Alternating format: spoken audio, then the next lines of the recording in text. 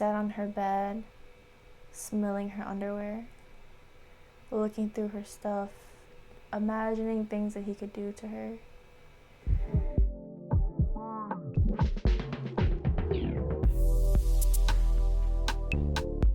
Welcome to yours truly. My name is Tina. And I'm Mohammed. This is our podcast from us to you, and if you're new, welcome. If you're not, welcome back. This is our 12th episode, and we love having you here. Yep, this is the show where nothing is off limits, where we try to have some fun and learn something new at the same time. So sit back, relax, grab a snack, and join us in our shenanigans. So today I am the one that is going to be hosting today's spooky little video. Today I'm going to be doing a true crime series. Yeah, I'm going to be sitting here reacting, trying not to poop my pants. Let's see how this goes. So let us know if you guys like the series. I would love to do more. I love true crime, so I'm down to get all the dirty stuff. Alright, so today's case happens in Minneapolis, Minnesota. So it's actually close to here. No, I'm not going to be able to sleep at night. Alright, so first off, when you think about going to college, right, what do you think of? Classes, after class parties, and dorms and stuff. Anything else?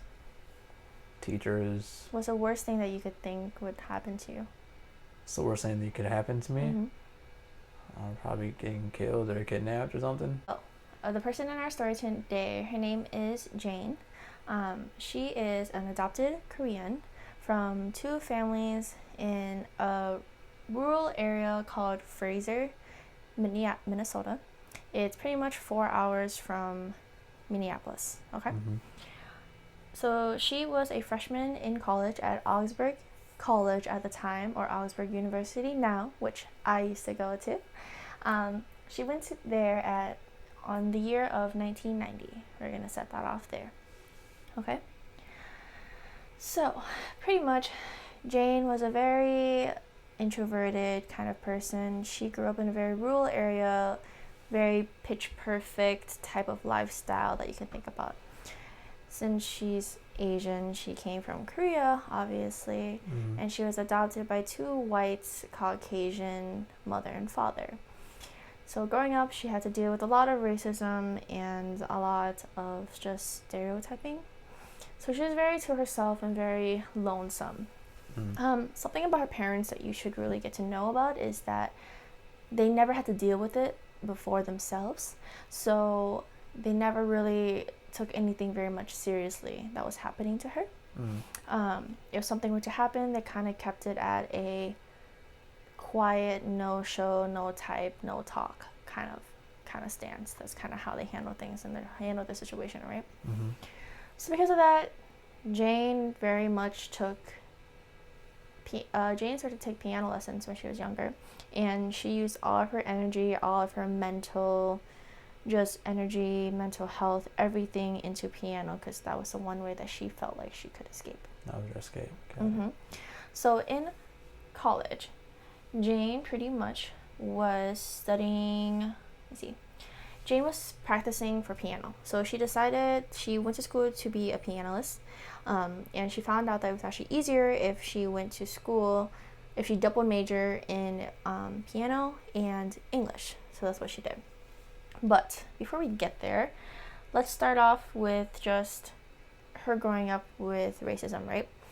Growing up, she was always called slurs like chink, jop, which I actually never been called before, and gook, which means gook. From what I saw online, it pretty much meant like a Korean American, a Korean person coming here to America, or also she was also called a rice picker. So those were what she Ruthless. Ruthless. So that was what she was called when she was growing up, all right? So coming to Augsburg, the freshman dorms. I will kind of give you the landscape of Augsburg University, or Augsburg College at the time. There's 3 dorm rooms. Luther, there's Luther, and then there is Ernest. There's one more, but that one's not that important right now for what we're going to talk about. So Ernest is the freshman dorm. As a Augsburg alum, I guess I could say, a lot of freshmen or a lot of students called Ernest dorm Ernest the furnace, because it's always super fucking hot in there. There's like no AC in that bitch. It's hot all the time. Okay, so Jane lived in Ernest, right? And she was just a kind of girl that was very much to herself, and she didn't want to go to parties unless she was done washing her clothes, fold her clothes, and like has steamed all of her blouses and put everything away before she went out to party. So she's that kind of person, just to kind of get you kind of a layout of how she is, okay? So, let's see. So starting at September of 1990, this is when she first walked on campus at Augsburg. It was her first time now living with her parents, and the dorms in Ernest is very like a communal dorm. So if you guys think about like college dorms, is where like everybody on that floor shares the bathroom. That's the kind of dorm it was. So all the girls were on a floor and they all shared one communal bathroom, and she had a dorm room. And which means that you can see everything and you know everybody. And if you don't know everyone, you know someone that knows that person, okay?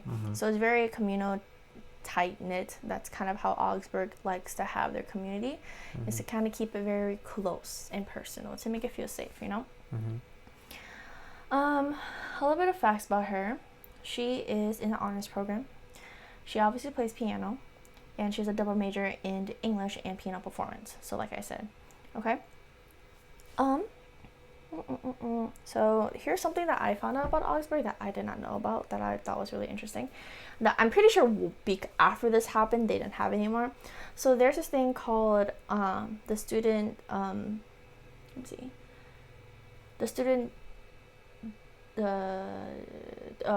my god, my brain. The student directory. Okay, so if you look at it now, it just shows the picture of the student, their name, their student ID number, and their, and their year.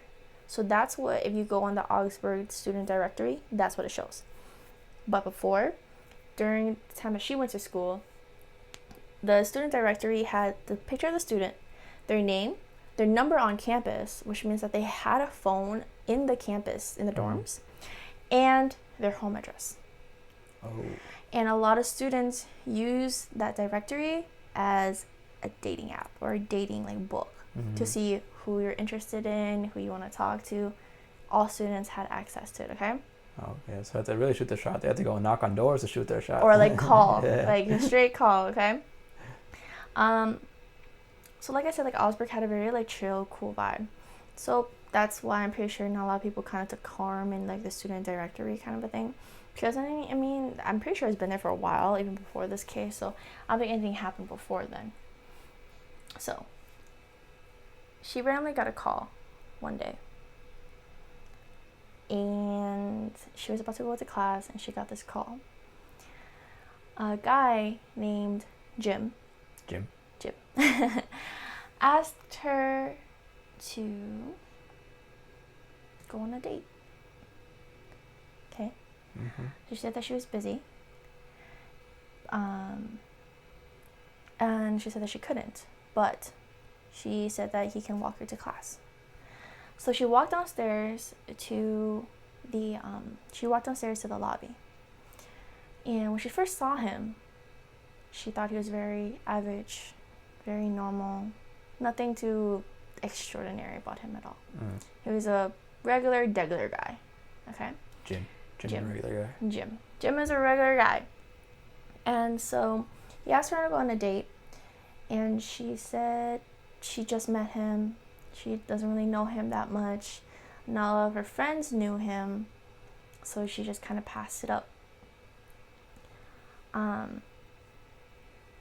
So they kind of got to their hall, the music hall, which is where her class is.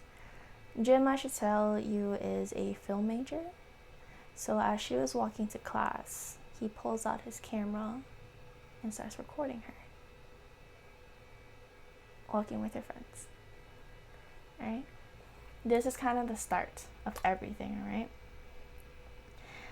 And so then 2 months later, after the whole incident, so this is around May, she kind of forgot about the whole situation, didn't really think about it anymore. She was so focused on school.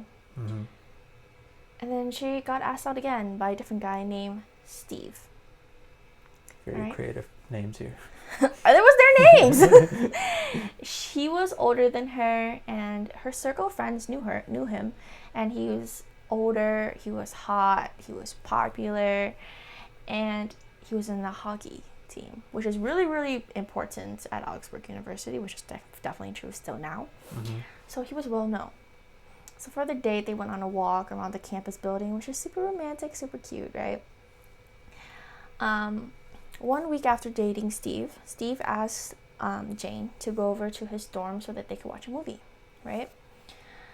So it's her first time in an upperclassman dorm, so she was really nervous, and it's her first time being alone with Steve. At this time, she's, kind of very young, naive, still a virgin, and she doesn't really know much and know any better, okay? Mm-hmm. So obviously, she was getting herself ready, getting all cute, because she's going on a date with, like, a really handsome guy, like, she wanted to make sure that she was ready for anything that could happen, right? While Steve was on the phone with Jane, his roommate, Jim, heard him. No. Jim, being super frustrated, super annoyed, he set up a hidden camera in their living room, okay? Was. So she went up to Steve's and Jim's apartment building, and Steve told her that she needed just to go brush his teeth just to get ready really quick. So she sat down in the living room. Out of nowhere, suddenly Jim comes out. Jim looks her in her face and says that she does not belong here, that she looks a lot better with her clothes off, that she is a chink, a rice picker, a gook, and all this stuff, which really hurt her feelings, because after being in Augsburg for so long, and Augsburg being such a tight knit community, and so much very prideful about diversity, she hasn't heard those words in so long. So imagine how she felt at the time. She was distorted, confused, just didn't know what she needed to do. That she completely forgot that Steve was in the same building as her, in the same room as her. She didn't call for him. She just ran, left, and went straight to her dorm. She called her sister and crying, telling her sister, can you please come pick me up? Can you please come to me? So she spent the rest of the night at her sister's workplace because she was too scared of being by herself. At that time, it was about summertime. So she was the only person on that floor. So she was so scared of being raped, of being molested, of being killed, of just anything that could possibly happen. So she went to her sister, and the following morning, her parents came and picked her up. Right? So now she is back at Freezer, whatever it's town. I've never heard about it until I saw this. Freezer, that's what it's called. Freezer. Yeah. So she told her parents what happened, and like I said, her parents just kind of never experienced any of that before.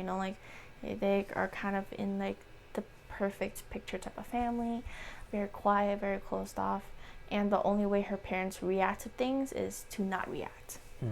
So they didn't really take it that seriously. Now, summer break, 1991. All right, I'm giving you kind of a timeline. So my notes, I got them from this show called Obsession, Dark Desires. And it's season 1, episode 8, if you guys want to watch it. So in this show, it shows a clip of Jim playing back the video of him going to her face, calling her the racist slurs, the hidden camera that she didn't know about, right? And she has the book, the student directory, with her picture right there, and put the words failed right across her picture. Oh, snap. All right, I'm just setting that up for you, okay? So yeah, so then it kind of just has her talking about how she uses piano to just get away from everything, right? And as she's talking about that, you see a clip of Jim driving 4 hours away to Jane. And Jane got a job at a bar to play piano. She loves what she does. She loves playing piano, so she got a job at a bar just to play piano. And it was nice for her because she's doing what she loves, right? And the bar was called Jerry B. If you guys want to look it up, go ahead. I don't know if it's still there or not. But, like, yeah. So Jane was pretty much just driving up to an empty parking lot. It was right before the doors were about to open for the bar. She was just getting her stuff ready. And suddenly she feels a presence right next to her at her window. She looks up and she sees Jim just staring at her. Oh, Jesus. She freaks out. She starts running. She's running into the building. And she's like frantically trying to like get out all the quarters that she has. Because at the time they still use payphones, right? So she was frantically trying to put the quarter into the payphone to call her dad. And as in the documentary, she was saying that it was the hardest thing to do because everything felt like time stopped. She felt like she had no control of her body. And she called her father and was like, please come pick me up now. She didn't say where. She just hung up. And I'm pretty sure her father probably found her out by just kind of like tracking back to like which phone line she used. But like, yeah. All right. So because she was so shooken up, her family planned to take a trip to Wisconsin a couple weeks after to just kind of spend time with family, but they went sooner after the incident because they just wanted to get away. All right. And in this time, Jim goes to the store to buy some things. He went to go buy rope, to go buy stakes, a shovel, a knife, and a duffel bag. I'll let your imagination tell you what he's planning to do, but I'm pretty sure that's a little obvious, right? So her and her family went to Wisconsin, and she just didn't really have anybody to talk to about her problems, about her situation. Like, imagine your whole family not taking seriously about what's going on to you, like you having a stalker, them coming 4 hours from your hometown is just to find you, right? And her family wouldn't talk about it. So 2 days after they left, they were about to come back, right? Jim, in the middle of the night, walks to their house, breaks in, and looks all over their house, pees on their toilet, urinate all over the floor in the bathroom, went into Jane's room, sat on her bed, smelling her underwear, looking through her stuff, imagining things that he could do to her. And when they got home, Jane normally wakes up, she gets really car sick, and she normally just sleeps through the whole car ride, and she wakes up when they open the garage. But instead, she wakes up to her mom saying, there's somebody in her house. Jim was still there when the family came back. What? They freaked out, and the dad went to go to their neighbor's house to call the cops.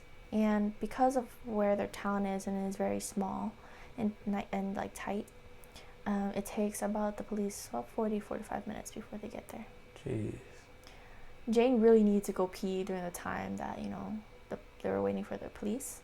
So her mom told her that she just had to go urinate outside if she really needed to go. So she did. What she didn't know, though, was that Jim was watching her.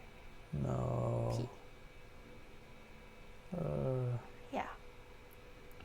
And, it was dark, so she peed herself a little bit, but that's not really that important. I just thought it was a funny fact that, she said, but yeah.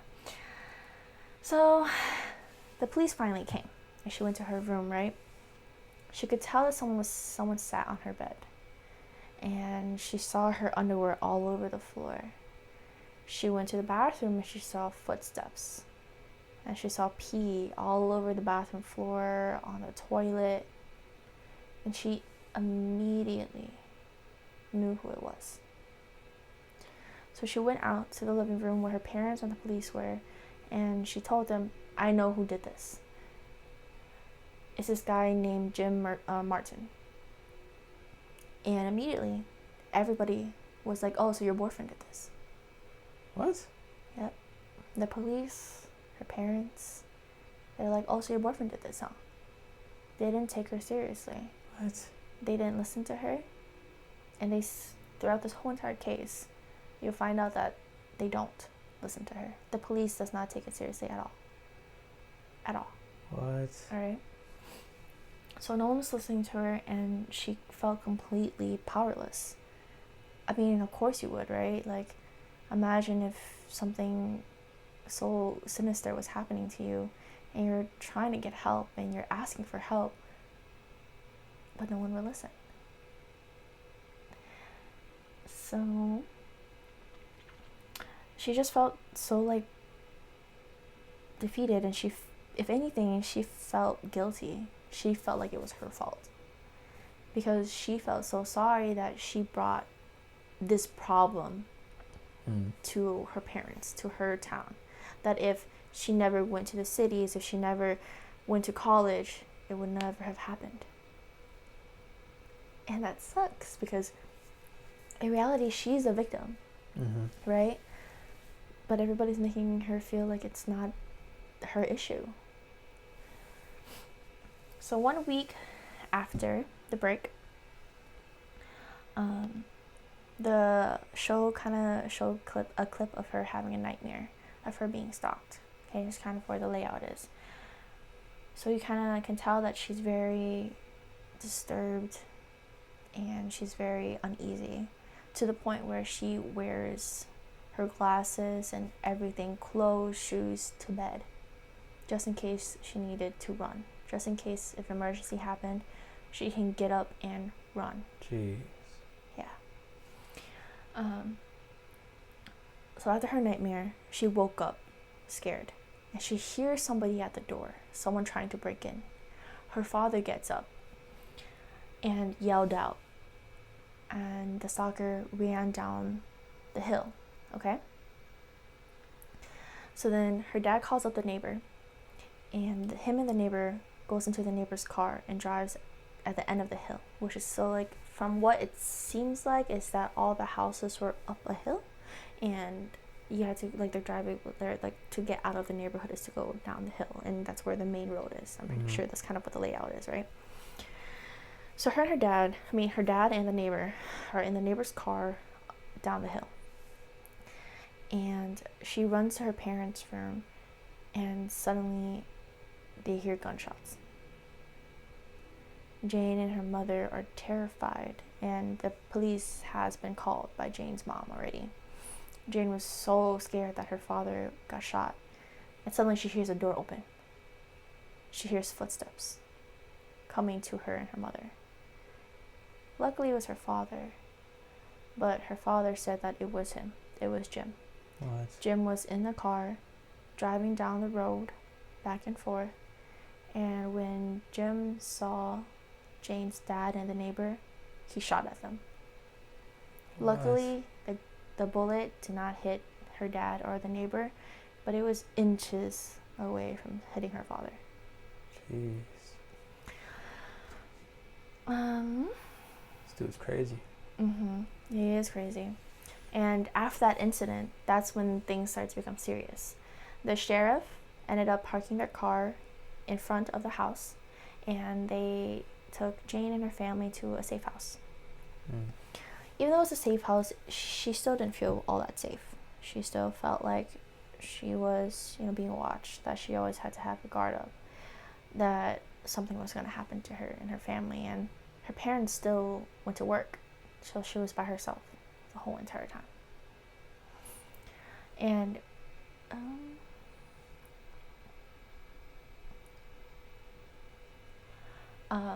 but, like, because her parents went to work, right, and her dad worked at a factory, her dad passed out flyers asking for people for help, asking for people, if they see anything, to please call him so that they can give information to the police, right? And as she's talking about the whole information about her feeling, about her father giving flyers to people in the neighborhood, and, like, her feeling so lonely in the safe house, it plays back to a clip of Jim going to a tent with videotapes, with all the weapons, and the tapes were labeled her name, revenge tape of Jane, and the end. On August 1991, he was playing back the recording of him threatening her in the car, right? He was listening to her feeling threatened, listening to her getting frightened, listening to her being scared that he called her all those slurs. What he didn't know, though, was that a neighbor saw his car and was suspicious about the car that was just randomly parked in the field. So the police was called on him, and he was finally arrested on August 12th, 1991. Right? And in the car, he had rope, knives, tapes, stakes, Vaseline, and a shovel. Everything he needed to rape her and kill her. So the sad thing is that even though he was caught, all the charges that was put against him wasn't about him stalking her. It was about her parents. So the shooting was about her dad and the neighbor, and the burglary was about her parents. It wasn't about her at all. Mm-hmm. So there was no crime put out for her, pretty much. And November 19th, 91, Jane felt so just upset by everything. She didn't want to be a woman anymore. She felt like she just couldn't identify as a woman anymore, so she shaved her head. She started to wear men's clothing, and she started to go see a counselor. And she was talking to a counselor about everything that happened to her. She was crying to the counselor, and she ended up in a men's hospital. What? Yeah. The sad thing is that like she wishes that she actually got raped. In the video, she said that she wished she got raped because technically nothing happened to her, so no one really took it seriously. Jeez. And she could no longer think about her future and could no longer think about what she wanted to do. On February 1992, Jim pleaded guilty for 2 counts of second-degree assault and was sent 6 years in correctional facility in St. Cloud. But because he continued to refuse to cooperate in psychology evaluations, he was committed indefinitely. Good and lucky for Jane. Jane is now an award-winning author. She lives in Korea as an activist for ethical adoption, and she's no longer in contact of her adoptive parents. Good for her. The one thing that she did learn, though, is that if she ever saw Jim ever again, she would kill him with no second thought. She ended up meeting her biological parent, and her sister that I talked about earlier was actually her biological sister. So they kind of lived in Korea for some time, and that's where she is now. Okay. She has a book called The Language of Blood, and it's about her entire experience about being stalked and everything that she's been through. Mm-hmm. She has 4 books, and each book kind of just tells about her story. And they're all in Korean, but they're like in translation to English too. Mm-hmm. Yeah. So that's a case of Jane. That's insane. Yeah. When I first found out about the story, we were kind of in class, and we kind of got like a mass group message saying that there's a crime that happened in Augsburg University. So me and my friends obviously went like, what show, where'd you find it? And we watched the show. And we were so shooken up. And we like had goosebumps because no one knew about this. Mm-hmm. So me and my friends started to get really curious, right? And we went to the library to go look at the student, like all like the, what's it called? The yearbook, right? And we looked at the year that Jane went to school. We found her. We didn't find Jim. Yeah. Yo. Yeah. He wasn't in the yearbook. That's probably the creepiest part. Yeah. And we were literally, when we looked at it, we're like, holy fuck, dude, that's insane. But yeah, the last time that we researched, it seemed like he was able to plead his case. He was able to come out. Apparently he did in 2012. From what it seemed like, if I remember correctly, he actually ended up committing another crime. He does have a kid, apparently. So yeah, there might be another little Jimmy out there somewhere. It's always Jim. Do you have any questions? No, moral of the story, don't trust a filmmaker. Yeah, like what else? Oh yeah, throughout the film too, right? Like you see him recording her, and he was recording her through her window, naked, changing, and you would see videos of him, like in the clip, you would see him ejaculating to her video. What? That he took of her. Yeah. That's disgusting. Mhm. There's some sick people out there, man. Yeah. You gotta be careful. But yeah, so that is the story of Jane. I hope you guys enjoyed. If you guys want more true crime videos like this and true crime podcasts, let me know. I will work better on my storytelling. It is my first, so give me some slack. But I hope y'all liked it. If you guys enjoyed this, remember to like, comment, and subscribe. Remember to follow yours truly on yours truly podcast, like yours truly _podcast on Instagram. And if you guys would like to follow me on Instagram, my user is Tinabo_12. And I'm at Mohammed_Ilashri. Remember to tell your friends about us, spread the podcast, spread the word. That's the only way you guys can support us. We do have a Patreon, but that's not the most important thing to us right now. Awareness is what matters. It takes a few seconds to click and share, so do that for us. And that's it for tonight. Goodbye. Good night. Farewell, yours truly.